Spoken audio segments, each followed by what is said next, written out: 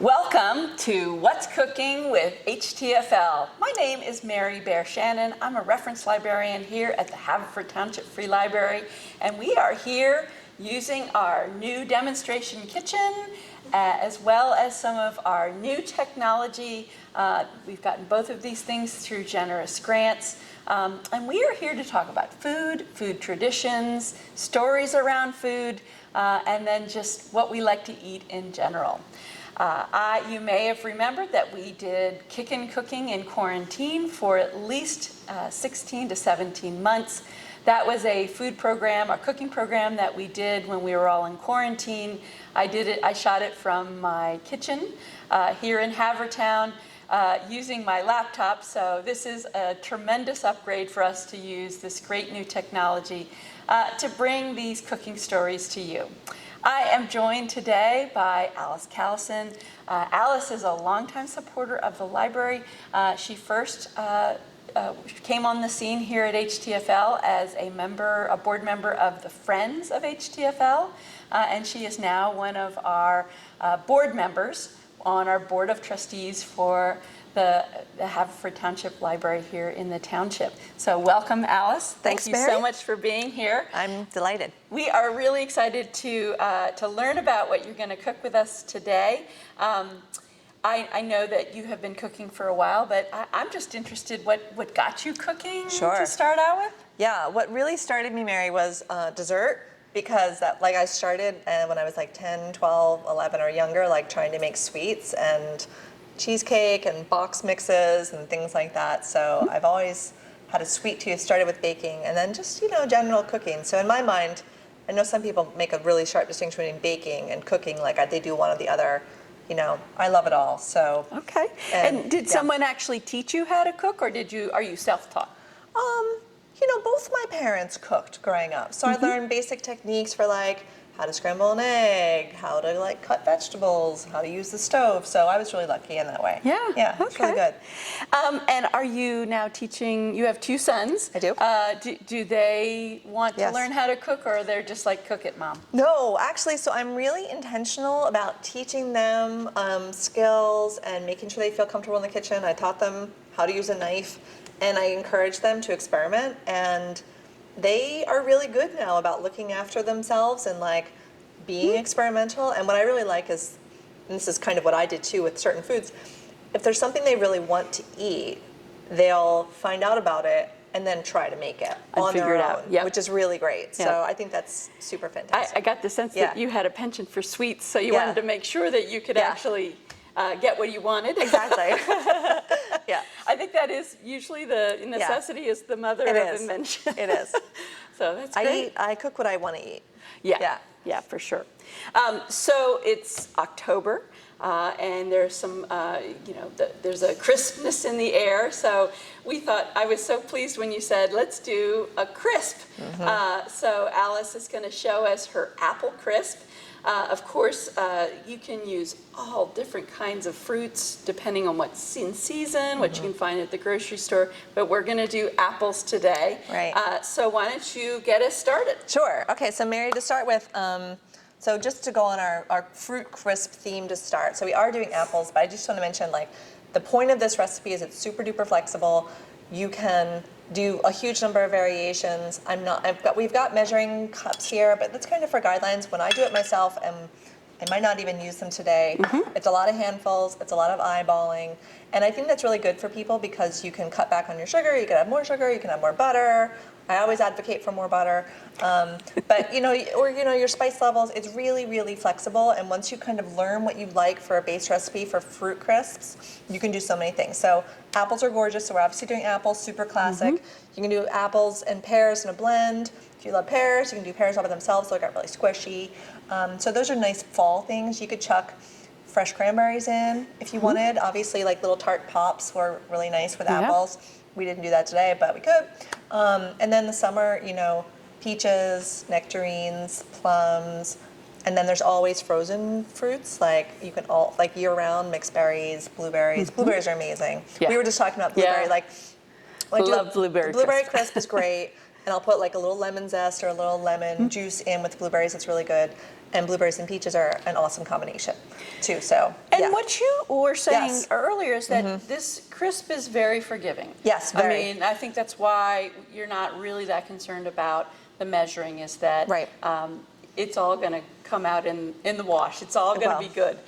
So that hopefully good. that gives people some confidence to Absolutely. to jump into this. So And it's a great way to use up a lot of fruit. So what we're going to do to start, so Mary, we got our work ahead of us because the thing that takes the longest aside from baking is really just peeling and prepping your fruit. We're Yes. down to an apple each, Down to and two. so we could peel, and then I'll Okay. tell you more things. Well, and the go things ahead. that the apples that we have, Yeah. I just went to the grocery store. We have Gala apples. We have one Granny Smith. We have a couple of Pink Ladies, which Yep. is one of my favorites.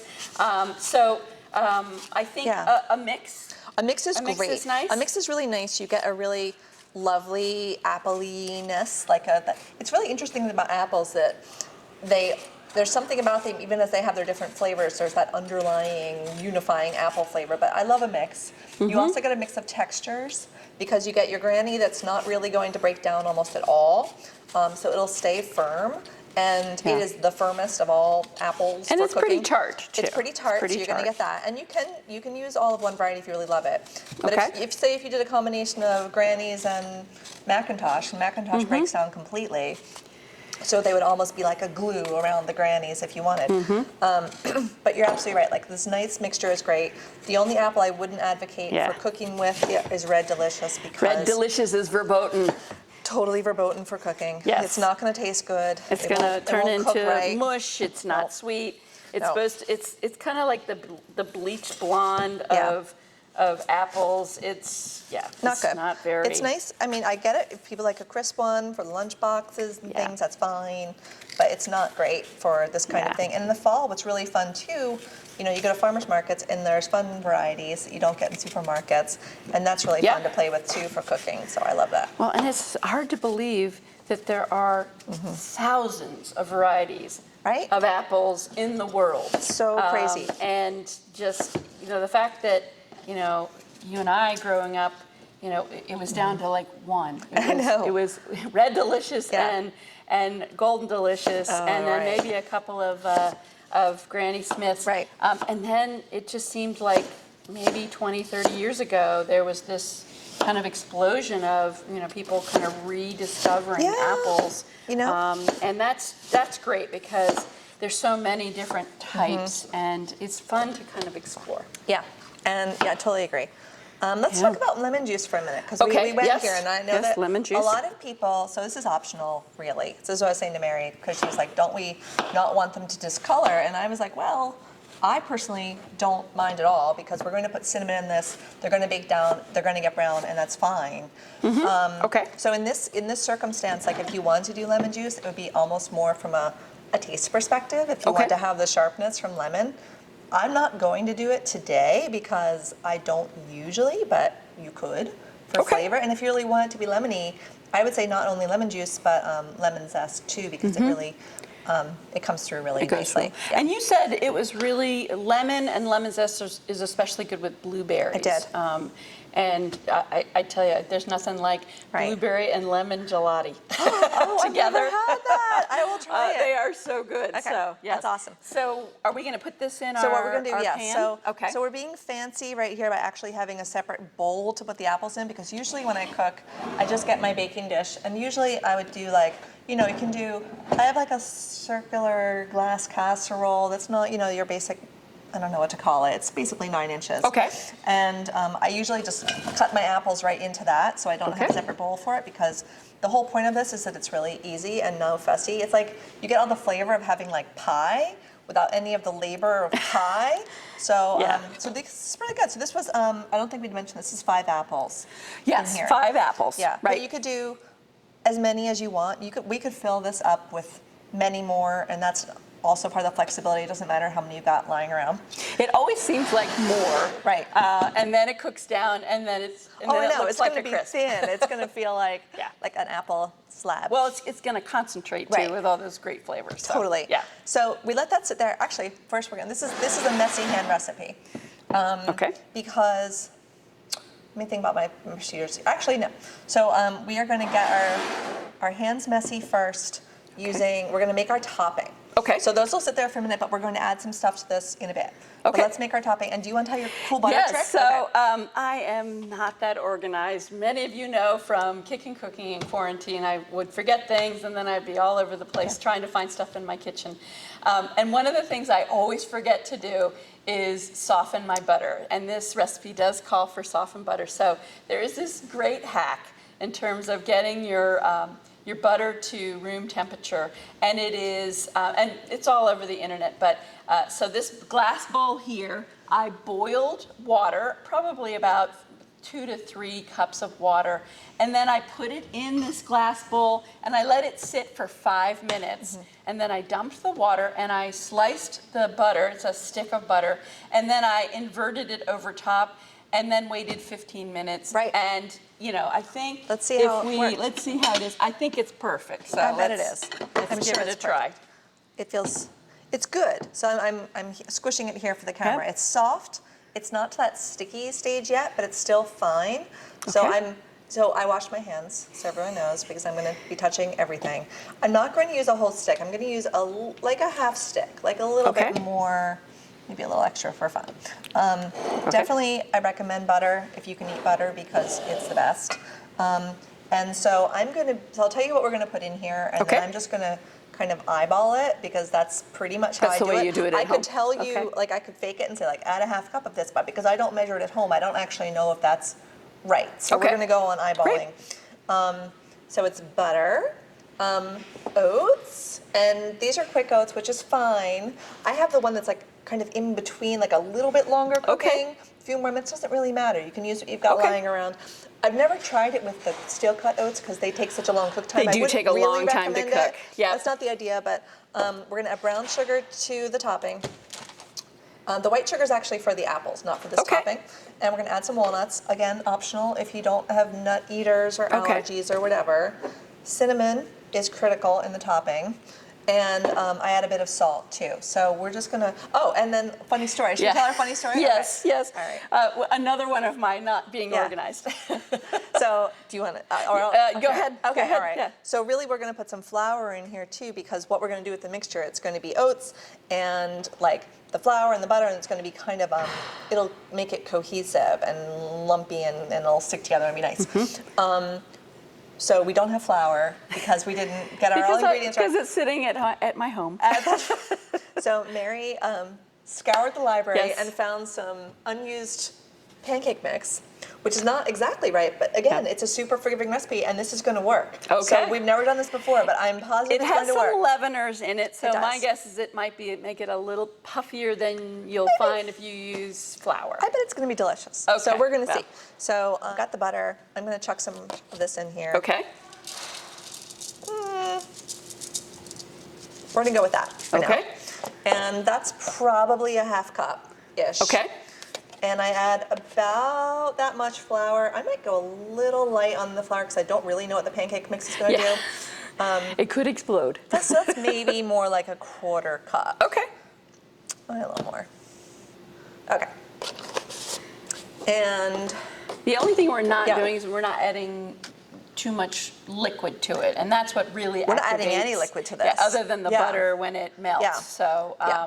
that's the liquid. I think is what activates that pancake mix. So, you're right. yeah. So we'll see what happens. Yeah, we'll When we see. get our juice reaction. fingers crossed. That's okay. So we're going to add some shakes of cinnamon. It's important for it to be cinnamony in here Okay. and in here. So when you've got your cinnamon going, stick it here because we're going to toss that together. Oh my God, this cinnamon smells so good. I should buy the fancy pensies. Well, anybody who watched my the last God. What's Cooking with HTFL, that was a gift from Rochelle to me last Christmas. She gave me some Christmassy spices, Oh, and they smell I've amazing. been loving Penzeys spices, Oh my which God. are amazing. That's so, awesome. Yeah, so Oh, they I'm so smell. going to buy some. That's Ceylon Yeah. cinnamon. She also gave me Chinese cinnamon. So Fancy. yeah, I just couldn't find the Chinese. All right, today. so again, we're not really measuring our brown sugar.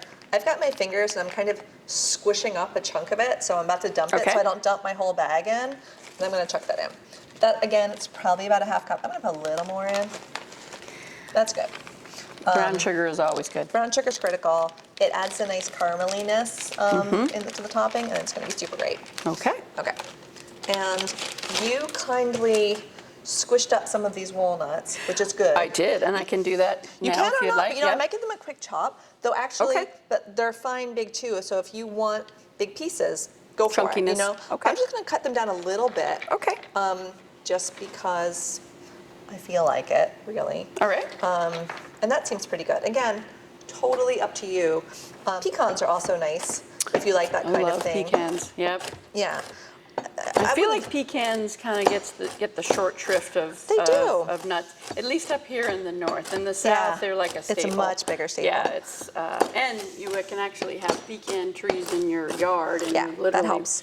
pull them off of the Totally. tree. So yeah. So, and you know what's nice too is I discovered with peaches, what's a nice combo is actually almonds and cornmeal. So if you were going to do a breading one with a peach one, it yeah. kind of makes like, or like you had almond meal, it really complements the peaches. Okay, so now a little bit of salt. So you have this cute little thing, so I don't really know. So I'm going to put it just a bit in here, I think like that. a pinch. Yeah, a little pinch. pinch. We'll Yep. call it a pinch. And if Is you have a that- pastry blender, that works too. Do you? Okay. You know, like the I pastry do. blender thing. When I first did something that required a pastry blender on Kickin' Cooking, I've never had one. Mm-hmm. So on camera, I was using knives Oh, to were cut it. you? And you know, at Christmas time, I got a pastry blender from my mother, because Good. I think she was mortified. She's- But yes, she Oh, my got me God. which I have now been using. I use a pastry blender a lot for scones. Yes. The library does our tea and trivia Right. afternoon in January. That's great. Of course, this year we did it on Zoom, but I did actually make scones for everybody. It was kind of a make and take, and I made scones. But that definitely requires a pastry knife. Yeah. And it was like a revelation that, oh, I've been doing this with knives all this time, and can't I had this even pastry knife. imagine. It was great. I have to watch thank you do it Mom. sometimes so I know. Yeah, thanks, Mom. Thanks, Mom. Mom's rule. Moms are the best. greatest. So I'm really just squishing these butter lumps Okay. into the dry bits until I don't have gigantic butter lumps. Yeah, so what size will the lumps eventually be, pea size? It'll be Kidney clumpy bean still. We'll size? see. We'll Okay. see because again we're kind of winging it. And that's the other flexibility here. You Okay. can have it drier if you wanted. If you wanted it to be super buttery and be like a really kind of solid crust across the top, add more butter and less dry stuff. So, you do need that. It's a balance. And I'm sorry to be so precise about it because you need enough to bind it so the butter isn't just dripping into your thing, which Right. is not the worst thing in the world. Some people will put butter into their crisp fruit mixture, which is tasty too, but I'm not doing that. So you can see that I'm kind of getting to the point where we're getting bigger lumps. Yep. And there's not very much left that's like just dry bits, which is okay because actually sometimes I'll leave a bit of dry bit and let it fall into the apples. Okay. And then it becomes a bit of a thickener too. So Mary, I'm so excited to have you as Okay. the sous chef here because now that I'm gross, I want you to touch some of these Okay. other things. Okay. Will you shake some sugar? Yep. And you can use a measuring thing if you want. Okay. Basically, start with a quarter cup and we'll look at it. Okay. So why don't you shake the bag if you're not too nervous? I'm just gonna No? do Okay, that. all right, good. And I'm gonna do. So these are 2 handsfuls. Okay. Do you think that's Do more. enough? Do Maybe more. one more. Okay. Because some of them are tart apples, and you want it Okay. to be sweet enough. Do more. One more. Yeah. 2 more. One more. It's gonna be nice. And It's going to be good. Okay. And then will you put some of our pancake mix in there too? Absolutely. I'm gonna just take and Like 2 big fat teaspoons, basically. Yeah, that that's good? That's Okay. good. So I've got my messy hand. So at home I Okay. would just be messy, and I might have already actually put this in here to sit. So because now Okay. I'm just going to take my messy hands Gotcha, and okay. do the same thing. Great. And you want to distribute your spices and all the bits. Your apples might be sticking together, so I have a question. go ahead. Why not nutmeg in this? actually I love nutmeg in it. And I tend to reserve nutmeg for my blueberry applications and my Okay. peach applications, actually. All right. But no, nutmeg would be amazing, and it's more like just like what I default to for my personal fruit combinations. Though if I were going to put nutmeg in, typically I'd probably put it in my topping, but it'd be great in either place. Like, it's totally up to you. Do you put nutmeg in? I apple do. things? I Yeah. do. Yeah, I love nutmeg. Okay, so we're pretty mixed, and then Okay. we'll flatten it out. So Great. Sometimes I will curve the apple-y edge near the edge. It's so doesn't fancy. really matter. Doesn't really matter. So we've got gaps. Okay. That's okay. We're all good. And then we're going to put that on top. Yeah, so I kind of All sprinkle right. some handfuls, and you can see we have our dry bits, which is actually fine and good. I have made crisps that were too dry, and I regretted it later. Yeah, Yeah. I know. And you know what? Thinking I'll use less butter, No. but this is not the place to skimp on butter. It really isn't, and that's such a good point, Mary. Yeah. And speaking of like internal dryness too, something you can really do with an apple crisp, you can't always do with other fruit crisps. You could put a little apple cider or a little apple juice in here because your apples are going to be less juicy than other fruits, like berries and peaches are going to be much juicier. So you might end up with a little bit of dryness on the interior. So I have put a little bit of juice in sometimes. Basically, it's ready to go in the oven. Okay. And So we have our oven here. Fancy. And I am going to kind of come around here. Okay. And I'm actually going to open this up, and voila, there's actually one prepared What? in here. Julia it's a Child. miracle, I know. But we'll put this one in here. Great.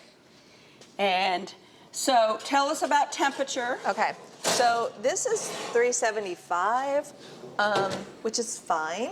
And you could go higher, you could go 400. And just kind of keep an eye on it. If your dish is deeper, it will take longer. This will probably take maybe 40-ish minutes, give or take 10 minutes. And all you're really looking for, and you can see on Mary's gorgeous pre-baked one, you want this nice golden browniness, and it'll be bubbling up the sides. Like if you have a see-through dish, you'll see it through glass. And this was bubbling when I took it out Yeah, a while ago. exactly. So, and this is nice, and it's really interesting because, so Mary, you made this from like my loose description. Exactly. And I think that's what's so cool about it is because anyone can bring their own personality to it and end up with a really tasty crisp. So it's just, again, getting comfortable with being flexible and, doing what you like to do. So let's taste it. Let's taste it. And so now we're going to taste our apple crisp. And I bought some ice cream because it's just not Why apple not? crisp without ice cream. So let's just It looks take so a little pretty, bit of a Mary. taste. Oh, that looks gorgeous. So you can see that the flour thickened this really well. And then, of course, there's this amazing crispy top, which is exciting. You can also kind of see that you use different apples because they're slightly different colors, They which is are really kind of neat. different. Yep. Yep. So, okay, and smells then, really of good. course, the prerequisite ice cream for the top. So oh, this is perfect. My refrigerator Thank at you. home, Oops. here we go, Yep.